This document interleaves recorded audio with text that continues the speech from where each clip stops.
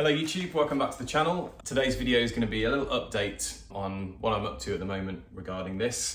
It's been quite a busy month, hence why I haven't put up any videos for a little while. Just getting used to the new grade has been quite difficult. I think it's the same when you jump up to any grade. There's a whole new host of scales, whole new lot of sight reading, and obviously all the pieces are really different. So you've just got that kind of, you hit that wall to begin with and then you start to get used to the new grade. I've had some input from a new teacher, which has been really nice.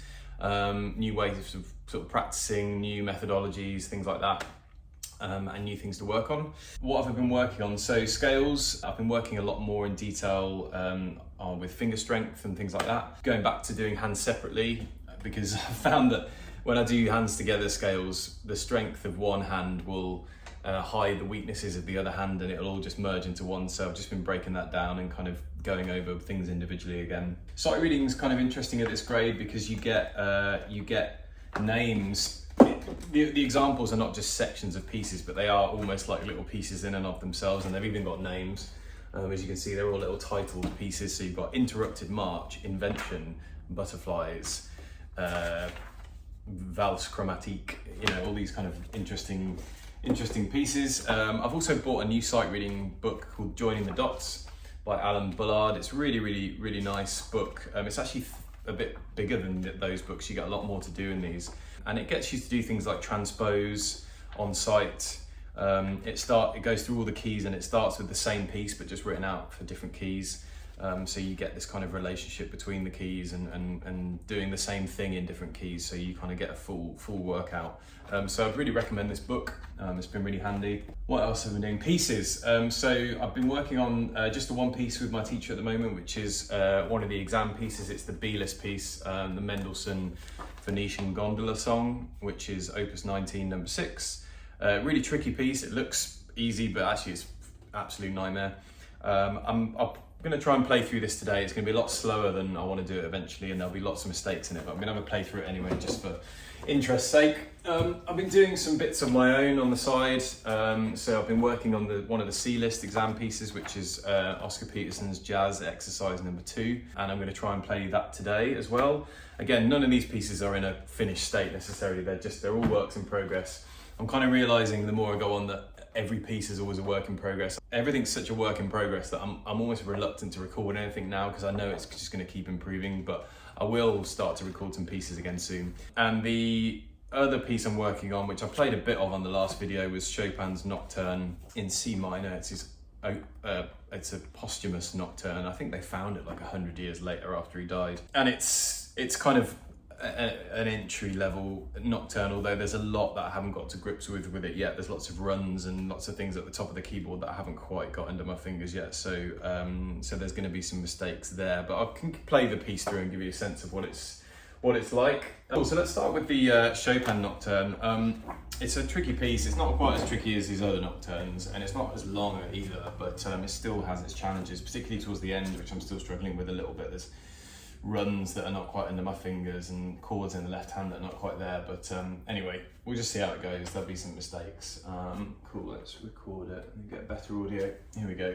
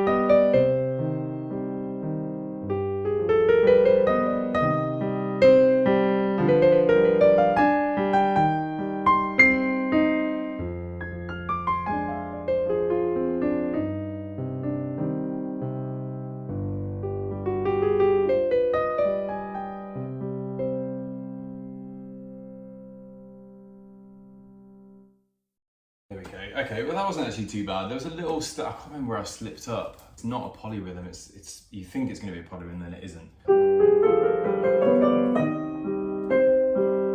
So that's going to take a little bit longer, and obviously the top, whatever it is, I'm having to do a bit slower than I would like to because I just haven't got the technique yet to do that, but hopefully in time we'll get there. Cool, let's do the OscarPeterson piece next, jazz exercise number 2. It's a really cool piece. It reminds me of sort of Peanuts, Charlie Brown cartoon sort of vibe. It's really fun and happy, and yeah, it's got some really nice jazzy chords in it as well. I'm probably going to play it slightly under tempo because some of the thirds and stuff in the right hand are just not quite there yet. Anyway, let's give it a whirl, see how it goes.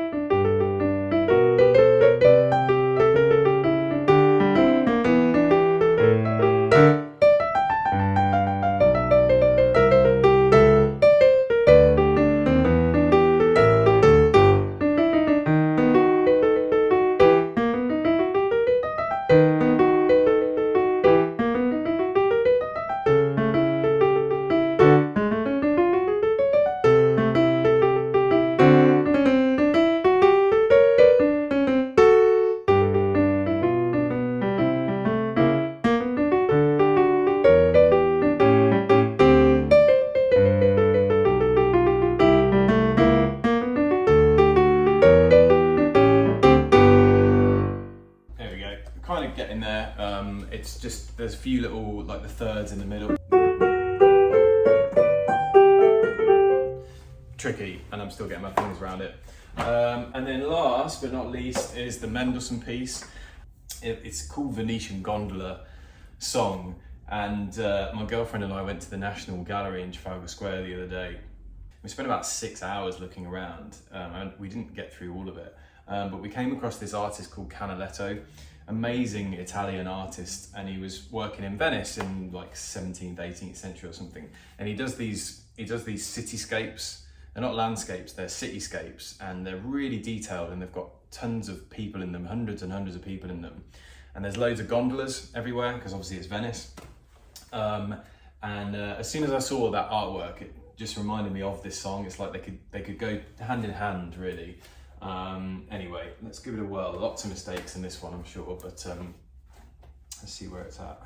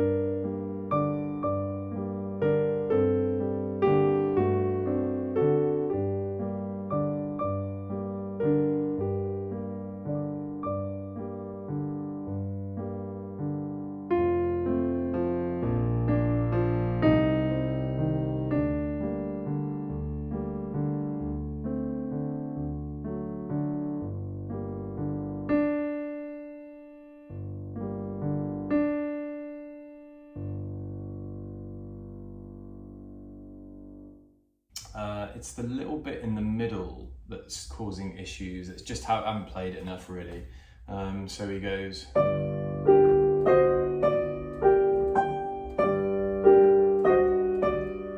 Major, and then it goes.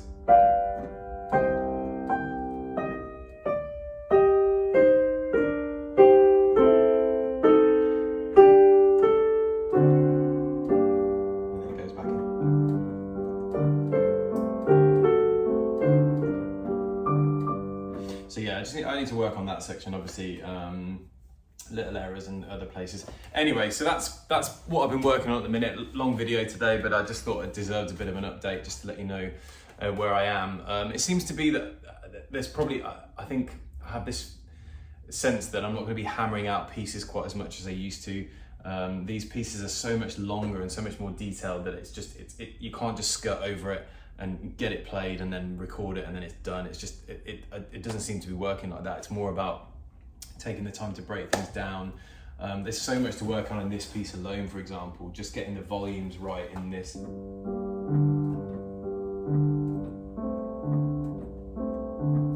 And then the same with these coming down.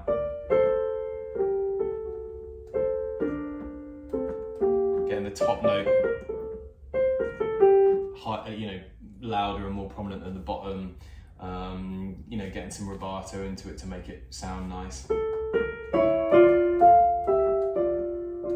Things like that. It just takes so much work.